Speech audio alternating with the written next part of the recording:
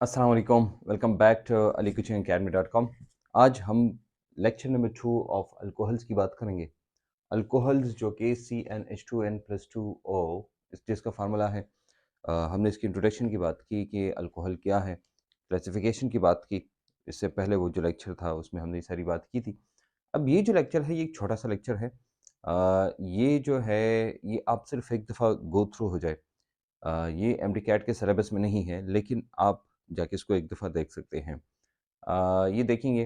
अच्छा, इसमें हमने कुछ स्पेसिफिक रिएक्शंस किए हैं।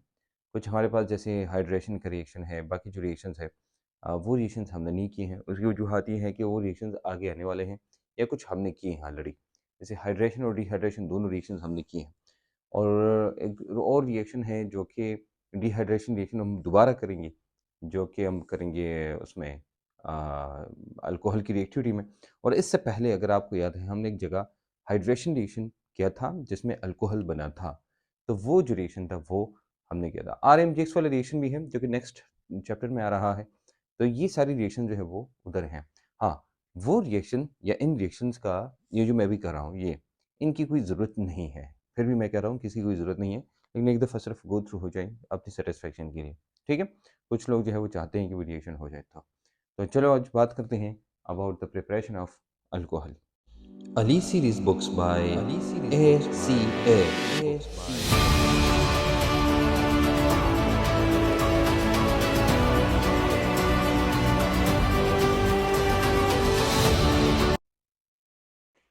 अल्कोहल को प्रिपरेशन करने के लिए हम 2 अल्कोहल्स लेते हैं, एक है मिथेनॉल, दूसरा है इथेनॉल। तो मिथेनॉल जो है ये आप जानते हैं मिथेनॉल मेथ कहते हैं एक कार्बन को।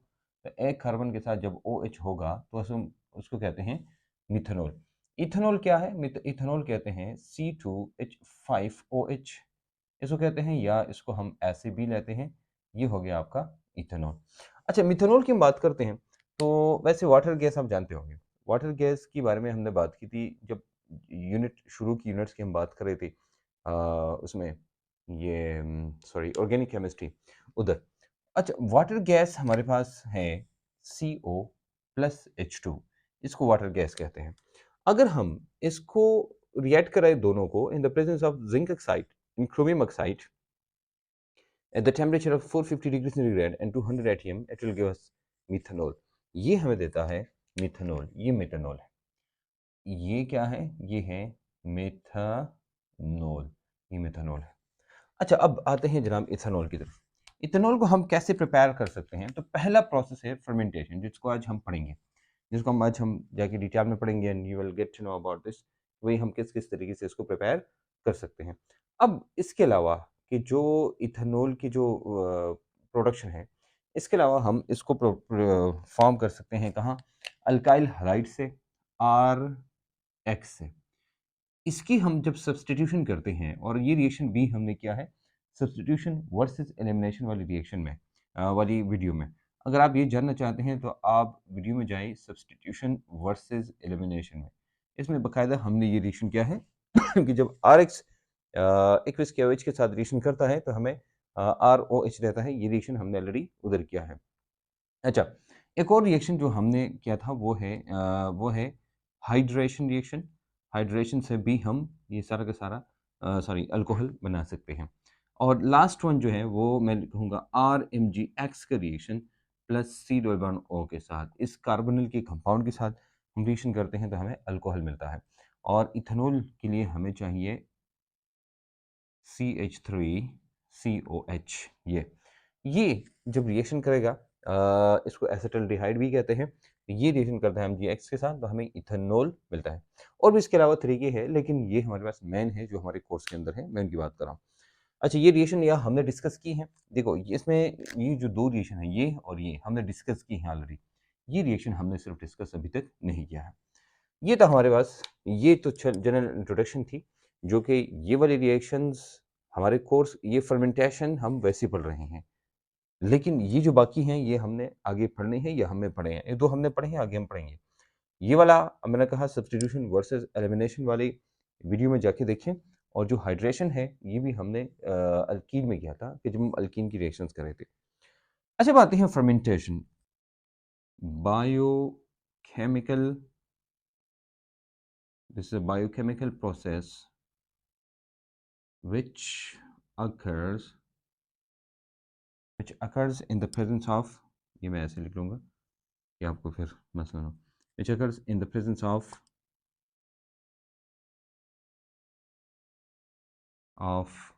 enzymes secreted by yeasts. देखो ये क्या है? Fermentation is a biochemical process which occurs in the presence of enzyme secreted by yeast. ये जो enzyme है ना, enzyme बजाते खुद, इसका मतलब है enzyme, ये दो अल्फाज है एक्चुअली। n जो होता है ना, n इसका मतलब होता है inside या in वाला, और zyme कहते हैं yeast को। तो ये कौन सिक्रिएट करता है? yeast करता है, तो इसका मतलब है इनसाइड द yeast, इसको हम कहते हैं। एनीवेज हम कहते हैं ना कि जब yeast होता है वो हमें क्या देता है? एंजाइम देता है। वही एंजाइम से जाके हम फर्मेंटेशन करते हैं। तो फर्मेंटेशन करने के लिए, हमें क्या चाहिए? हमें ईस्ट चाहिए।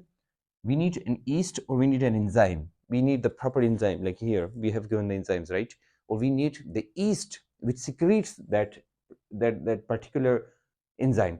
हमें वो yeast चाहिए जो वो खास particular enzyme को secrete करता है। अच्छा, हमने कहा भाई इसकी conditions हैं। तो conditions क्या है? हमें इसका temperature, एक खास temperature चाहिए। तो हम उसका जो optimum temperature लेते हैं, optimum temperature वो कितना है? वो हमारे पास है 25 से लेकर 35 डिग्री सेंटीग्रेड तक। इस टेम्परेचर, देखो हमारी जो बायोकेमिकल प्रोसेसेस जितनी भी होते हैं या बॉडी के अंदर जितनी भी चीज़ें होती है, वो सारी की सारी चीज़ें टेम्परेचर कंट्रोल और पीएच कंट्रोल है। तो चूंकि पीएच की बात यहाँ पर नहीं है, सिर्फ हम टेम्परेचर की बात करेंगे कि टेम्परेचर कंट्रोल और वो कंट्रोल है। अच्छा, प्रिजर्वेटिव्स नहीं होने चाहिए यहाँ पर, नो प्रिजर्वेटिव्स, राइट? नो, यानी एब्सेंस ऑफ प्रिजर्वेटिव्स में ये होगा। एब्सेंस ऑफ क्यों? मतलब प्रिजर्वेटिव्स बजाते खुद केमिकल्स हैं। ये क्या है? दीज आर केमिकल्स, और ये वो केमिकल्स हैं जो कि क्या करते हैं? ये किल करते हैं। किस चीज़ को किल करते हैं? ऑफ कोर्स माइक्रो ऑर्गेनिजम्स को, उन चीज़ों को प्रिजर्वेटिव कहते हैं। फॉर एग्जाम्पल, आप किसी चीज़ को लॉन्ग टर्म के लिए रखते हैं, ज़्यादा टाइम के लिए, तो जब ज़्यादा टाइम के लिए रखते हैं, डेफिनेटली आप उसमें ऐसे केमिकल्स डालते हैं कि कोई बाहर से माइक्रो ऑर्गेनिजम्स आते हैं, वो उनको किल करें। इसलिए इसलिए आप क्या करें? इसका ख्याल रखें। एरिएशन, हमें एक प्रॉपर एरिएशन चाहिए, मतलब ख़ास, क्योंकि ये एनएरोबिक, ये प्रोसेस क्या है? This is an AERO, anaerobic process है, तो हमें ख़ास एरिएशन चाहिए। ये एक डाइल्यूट सोल्यूशन में काम करता है। डाइल्यूट फर्मेंटेशन डाइल्यूट सोल्यूशन में होता है। ये 1 2 3 4, ये 4 कंडीशंस आपको पता होनी चाहिए कि हमारे पास क्या है। अ, अच्छा, अब आते हैं फर्मेंटेशन की तरफ। तो हम क्या लेंगे? हमारे पास जो फर्मेंटेशन में हम मोलासिस लेते हैं, स्टार्च लेते हैं, या बाकी शुगर्स जितनी भी हैं वो सब लेते हैं, फ्रक्टोज है, ग्लूकोज है, ये सब लेते हैं। अब देखो 2-4 चीज़ें हैं जो कि आपको पता होना चाहिए। हमें ये सब चीज़ें या माइक्रो ऑर्गेनिज्म से मिलते हैं, या हमारी जो आम खाने की चीज़ें होती है, जैसे आलू है, गंदम है, या बाकी जो खाने की चीज़ें होती हैं, वहाँ पर हमें स्टार्च और ये बाकी चीज़ें मिलती हैं, जो हम लेते हैं। एनीवेज़, हम लेते हैं, सबसे पहले मोलासिस की बात करते हैं। For example we take molasses, and उसकी जब H2O के साथ रिएक्शन करते हैं, तो इसको हम कहते हैं हाइड्रोलिसिस। क्या कहते हैं? हाइड्रोलिसिस। अब हाइड्रोलिसिस करेंगे ना, ये हमें 2 चीज़ें देता है। हमें ये देता है C6H12O6 प्लस C6H12O6। अब देखो, ये 2 फार्मूलेज हैं। आपको याद होगा कि एक हमने पढ़ा था एक दफ़ा पहले, कि हमने कहा था ग्लूकोज और फ्रुक्टोज। ये हमने पढ़ा था जब हम आइसोमेरिज्म पढ़ रहे थे। ये ग्लूकोज में अल्डिहाइड और फ्रुक्टोज में कीटोन फंक्शनल ग्रुप होता है। तो हम ये कहते हैं भाई, एक हमारे पास क्या हुआ, एक हम लेते हैं, ये हो गया ग्लूकोज आपका, और दूसरा क्या है? ये है फ्रुक्टोज। दोनों का फार्मूला सेम होता है लेकिन स्ट्रक्चर डिफरेंट होता है। हम क्या करते हैं? ग्लूकोज एंड फ्रुक्टोज आया, इससे जाके हम ग्लूकोज लेते हैं, ग्लूकोज। तो ये ग्लूकोज हमें क्या देगा? This is important. यहां पर हमें मिलेगा C2H6O, यानी हमें मिलेगा, या C2H5OH हम लेते हैं, ये हमें मिलता है अल्कोहल, यानी इथेनॉल हमें मिला। वी नीड इथेनॉल हियर, तो हमें इथेनॉल मिल जाता है। ओके जनाब, ये इथेनॉल आगे हम प्रोसेस करते हैं, because this is the ethanol which is less in quantity. मतलब देखिए यहाँ पर इथेनॉल लेस इन क्वांटिटी है, इसके साथ जो दूसरी चीज होती है वही वाटर। एनीवेज, यहाँ हमने बात की भाई हमारे पास जब ये रिएक्शन होता है कि जिसमें हम मोलेसिस लेते हैं, हमारे पास ये बना, तो यहाँ पर जब ये सारा रिएक्शन होता है, आपने कभी आटा जब गूंथते हैं ना, उसके बाद कुछ टाइम बाद जब वो टाइम हो जाता है, आपने देखो उसमें से बबल्स से निकलते हैं। वो बबल्स क्या होते हैं? Those are actually these bubbles कि जब ये C2H5OH फॉर एग्जाम्पल अल्कोहल बना, इसके साथ जाके CO2 बन जाते हैं, तो वो कार्बन डाइऑक्साइड के बबल्स होते हैं जो वहां से निकलते हैं। And why? Because of those enzymes. लोग, हम मोलेसिस इस्तेमाल करेंगे तो हम इन्वर्टेज इस्तेमाल करेंगे, लेकिन अगर आप ग्लूकोज इस्तेमाल करते हैं उसके लिए जाइमेस चाहिए। देखो, जब भी हम एंजाइम लेंगे ना, एंजाइम, एनी एंजाइम, एंजाइम के एंड में ASE आएगा। हम ये कहते हैं भाई at the end of enzyme, at the end of enzyme, at the end of enzyme ASE is added. आखिर में ASE जो है वो ऐड करते हैं। फॉर एग्जाम्पल देखो, जाइमेज ASE, मल्टेज ASE, diastase diastase ASE, जाइमेज वो दोबारा है, इन्वर्टेज ASE।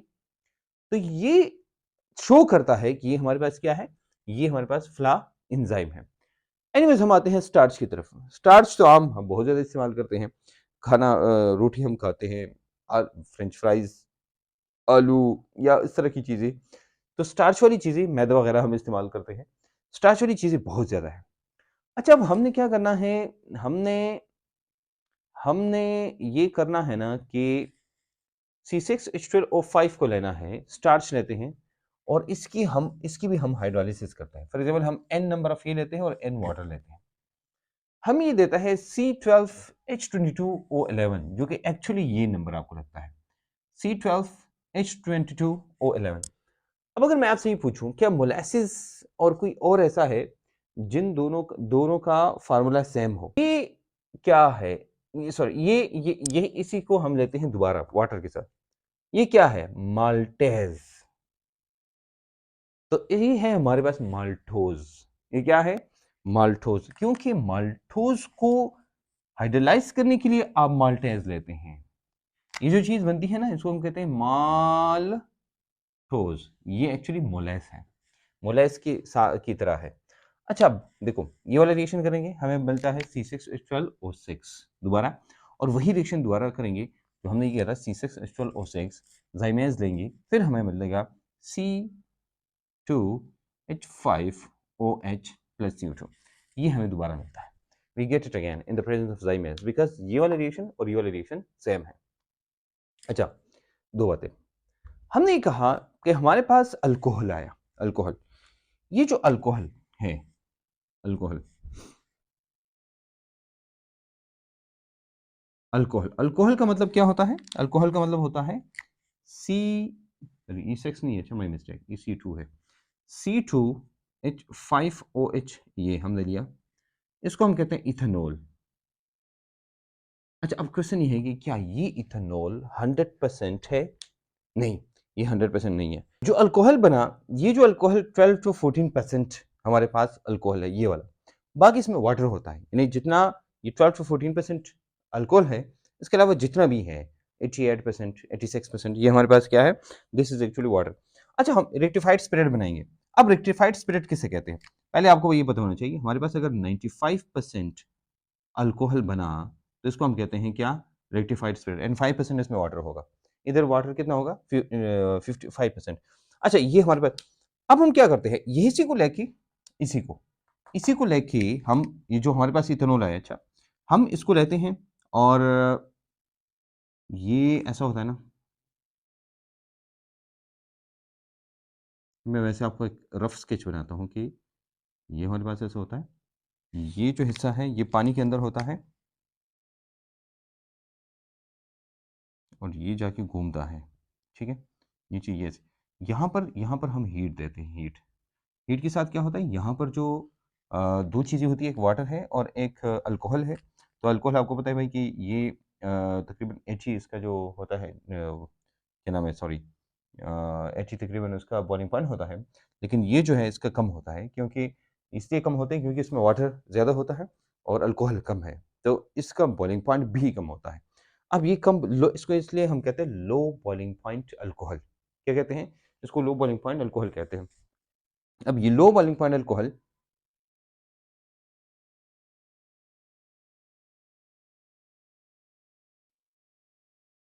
ये लो बॉइलिंग पॉइंट अल्कोहल जो है, ये हमारे पास इसको कहते हैं लो बॉइलिंग पॉइंट अल्कोहल।